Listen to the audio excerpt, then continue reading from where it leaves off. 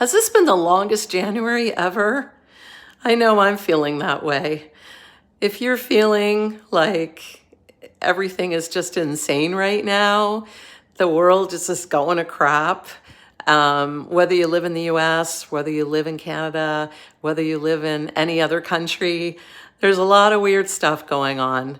And sometimes we can lose faith. Sometimes we just feel, what's the point, right? Like you just feel like whatever you do doesn't matter. Sometimes our lives can feel almost small in the grand scheme of things, and we can have something that's known as existential dread.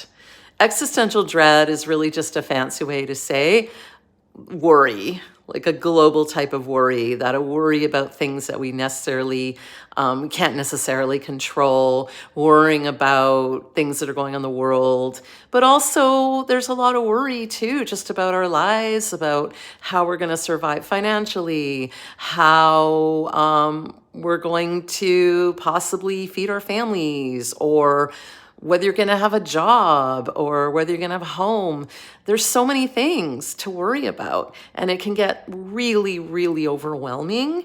And then worrying about maybe what someone in charge is doing, not mentioning names, but there are people in power that don't necessarily know what they're doing, and it can feel really, really scary. So I'm going to give you two things to do right now.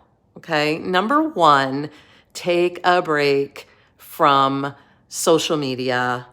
Take a break from news. It doesn't mean you shouldn't be informed or know what's going on, but maybe, watch enough or read enough just to kind of have an idea of what's going on, but then take breaks.